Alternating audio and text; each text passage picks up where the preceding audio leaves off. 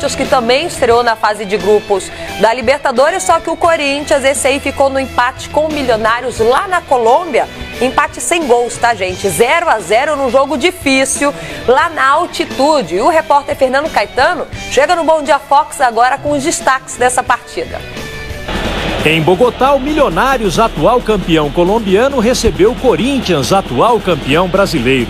Sem Rodriguinho suspenso, o técnico Fábio Carille apostou na entrada do jovem Matheus Vital, de apenas 20 anos, revelado no Vasco e contratado para reforçar o timão nessa temporada. Espero que seja um início bom, né? Como eu falei, iniciar com o pé direito sempre bom e ter uma carreira vitoriosa, que é isso que é o meu objetivo e meu sonho. Mas jogo de Libertadores não é fácil não. O garoto Matheus Vital teve uma participação discreta, como toda a equipe do Corinthians, que não atacou muito no primeiro tempo. Com pouca posse de bola, a melhor chance foi esse chute de Romero. Chegou o time do Corinthians, pode bater pro gol! Na primeira finalização, Farinhas faz a defesa. Já o Milionários queria aproveitar os efeitos da altitude na velocidade da bola e apostava nas jogadas aéreas. Cada cruzamento na área era sempre perigoso. O timão se defendeu como pôde e foi para o intervalo com um empate. O Corinthians voltou melhor para a segunda etapa, mas Matheus Vital chutou por cima. Jadson, Matheus para bater! Ele pega muito embaixo da bola.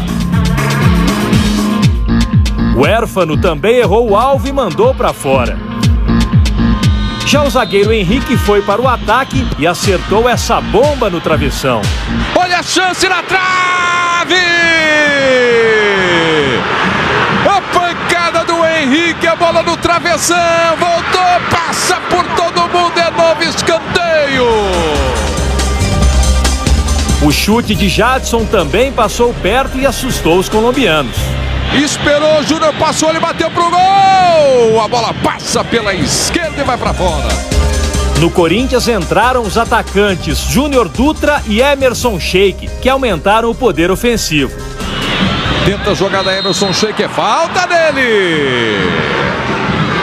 Aí entra com experiência então o Emerson Sheik e a esperança do torcedor corintiano. As duas equipes ainda criaram mais algumas oportunidades, mas o jogo terminou mesmo 0-0. Acho que esse ponto foi muito importante.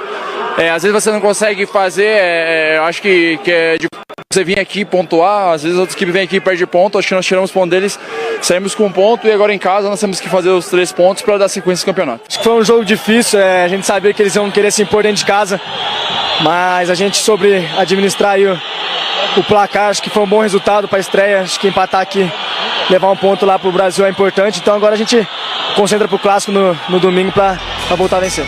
Fábio Carille, que estreou como treinador na Libertadores, achou o empate justo. Pelos dois tempos, Milionários melhor no primeiro e o Corinthians melhor no segundo, eu acho que o empate é o melhor resultado. O técnico Fábio Carille apostou na juventude do garoto Matheus Vital e na experiência do atacante Emerson Sheik. Se o Corinthians não venceu, pelo menos também não perdeu nessa estreia na Libertadores. Infelizmente o resultado não veio, né, como era nosso objetivo, mas não faltou empenho e dedicação da equipe e um ponto fora de casa na Libertadores é muito importante. Tenho certeza que vai ajudar a gente no decorrer do campeonato. Treinando forte, Fábio vem acompanhando, né, não só os 11 que entram jogando, mas ele tem olhado todos os atletas e tem dado oportunidades a todos, né? Então fico feliz de, em primeiro lugar, de, né, cada jogo tá melhorando e consequentemente podendo ajudar. Emerson Sheik, Cássio, Fagner. Não, Fagner, eu tô pensando aqui os remanescentes de 2012. Tem Ralf, tem Danilo. Tem Danilo. Aí, ó. Tem o Carille nos bastidores. São jogadores que agregam experiência. E se a gente fizer uma comparação, a gente falou agora há pouco do Flamengo, falando agora do Corinthians, se a gente fizer uma comparação, gente, o resultado do Corinthians é infinitamente superior. Bem melhor que o do Flamengo. Que, como disse o Cássio ali, o Fernando Caetano. Milionário vai tirar ponto de muita gente em Bogotá. É difícil jogar em Bogotá, Paulo Lima. E a maneira como disse o Sheik, o Fábio, né? Ele não chama ele de Carille, ele falou Fábio. Aliás, falei Fagner aqui, Fagner não, né? Era Alessandro, lateral do Corinthians. Então a maneira como o Corinthians jogou contra o Palmeiras foi a maneira como o Carille colocou o time em campo, lógico, sem o Rodriguinho, perde um pouco na qualidade, mas o esquema tático permanece, não tem a menor dúvida disso. O Matheus Vital, por queira ou não queira, foi bem no primeiro tempo, mesmo o Carille tendo dito que não viu o jogo do Corinthians, vi todos os melhores momentos, acompanhei tudo de perto, né? Acompanhei mais o jogo do Flamengo, mas o Matheus Vital, pelo menos o que eu pude ver, o que eu pude ler, foi acima da média, depois foi sacado do time. Então, o esquema tático do Corinthians, eu estou com o Carille, pelo menos o que eu vi e o que eu li. Primeiro tempo do time da casa, o segundo tempo do Corinthians, com bola na trave do Henrique, né, com uma pegada ali depois da cobrança do escanteio. A presença do Sheik no segundo tempo trouxe experiência, o cara que dá exatamente aquilo que o Corinthians quer. Né, uma bagagem internacional, como o Calheiros falou aqui, um time de mais casca, um time de mais, até certo ponto, respeito dentro de campo, mas o Corinthians sai de lá com um resultado importantíssimo, que é trazer um ponto lá de cima da altitude contra uma equipe que vai brigar com o Corinthians pela vaga nesse grupo.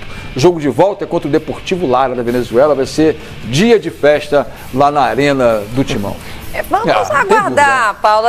Eu sou sempre desconfiada com a Libertadores. Eu não sou, não. Eu sou, Paulo Lima. Agora é o seguinte, eu já destaquei ontem aqui no Bom Dia Fox, destaco hoje de novo.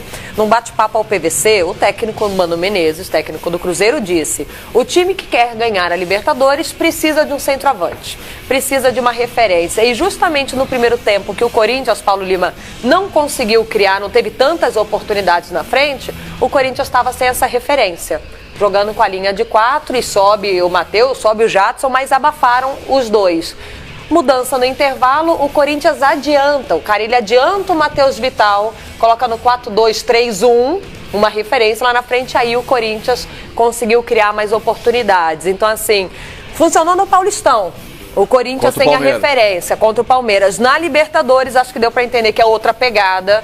Precisa, sim, o Carille trabalhar com essa referência lá na frente. Tem que compreender também que contra o Palmeiras foi um fator surpresa. Sim. E aí, esse jogo contra o Palmeiras, certamente o técnico do Júnior Barranquilla falou assim: por favor, vamos ver esse VTzinho aqui dos 90 minutos. Do Milionários. E aí, do Milionários. E aí, traz para dentro do seu ambiente de trabalho, para concentração, para o vestiário, olha só, olha como é que eles jogaram aqui contra o Palmeiras e é assim que eles vão jogar aqui. Então vamos matar aqui, vamos marcar ali, vamos fechar o espaço, foi o que eles conseguiram. Mas eles ainda e aí no segundo tempo mudou tudo, né? Mas eles ainda viram um jogo do Corinthians com o Rodriguinho em campo, né? Sim, não foi o caso ontem, o Rodriguinho fez muita falta. Mas o esquema tático é o mesmo, né? Fez muita falta ao Corinthians, o Rodriguinho. Sabe que também, Lívia, fica muito distante, né?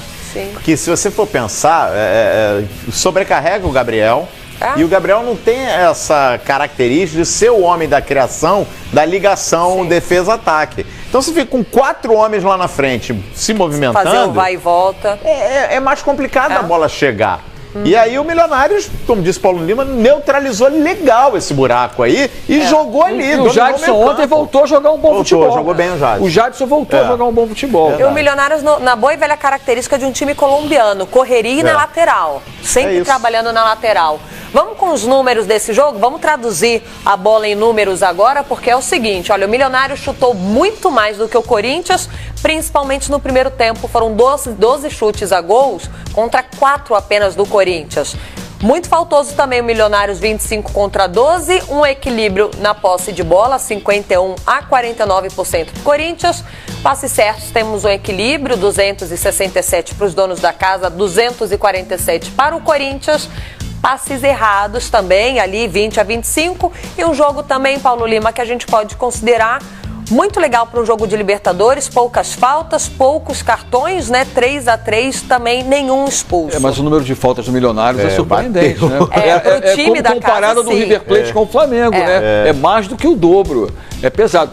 Agora, assim, repito, né? Do que eu vi, foi tecnicamente um jogo muito fraco, um jogo de muita marcação, mas de poucas oportunidades, de pouquíssimas defesas, de poucos lances de perigo e reflete no resultado 0-0.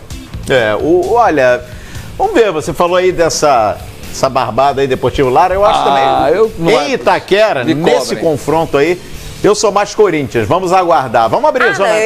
Eu tô junto, eu sou Corinthians, mas assim, a gente vem muito nessa história de que assim, é barbada, é um time da Venezuela, do Equador. Não, acho que o Corinthians é favoritaço. Esse confronto aí também, Itaquera, eu acho que o Corinthians vai levar melhor. Acho Se você colocar no papel Corinthians, é uma equipe Corinthians e Milionários, era para ter voltado com é ótimo fora de casa voltar com empate, mas na prateleira, quando você coloca Corinthians e Milionários... Altitude, Bogotá, enfim. E como a gente estava falando também, time de muita força, muito combate, marcação, pegada, tromba, enfim, e bate. Esse time dos Milionários bate sim. 25 faltas. Vamos abrir aqui, vamos abrir a zona mista, vamos acompanhar aí personagens do Corinthians, outros personagens falando aí sobre esse resultado. Técnico Fábio Carilli. A nossa estratégia, o que nós programamos era para vir aqui buscar a vitória. Mas por tudo que aconteceu no primeiro tempo, a gente sai muito satisfeito com o resultado, sim. Porque nosso primeiro tempo não foi bom, né? Tem que ser muito verdadeiro e claro. Mas o nosso segundo tempo eu gostei demais. Ficamos com a bola, criamos oportunidades, agredimos mais o gol adversário. Por isso que a gente comemora bastante esse ponto aqui em Bogotá. Uma competição muito difícil, Libertadores, também é importante somar fora de casa. Não conseguimos, o Milionários fez um primeiro tempo onde pressionou melhor, conseguiu roubar bolas no nosso campo ainda, logo que a gente roubava a bola já entregava para eles, e com isso eles tiveram um volume maior e a gente teve muita dificuldade para jogar. No segundo tempo a gente conseguiu triangular mais, conseguimos ter uma aproximação melhor, e com isso fizemos um segundo tempo aí brilhante, muito bom, onde a gente teve todas as condições de fazer gol e até, quem sabe, sair com uma vitória daqui, se a gente tivesse mais tranquilidade nas finalizações. Estou contigo, Carilli. Teve um segundo tempo muito bom. Se tivesse feito esse segundo tempo no primeiro, voltava para casa com os 3 pontinhos. Eu sou mais cauteloso. Eu geralmente concordo sempre com o Fábio Carilli, mas brilhante... Não.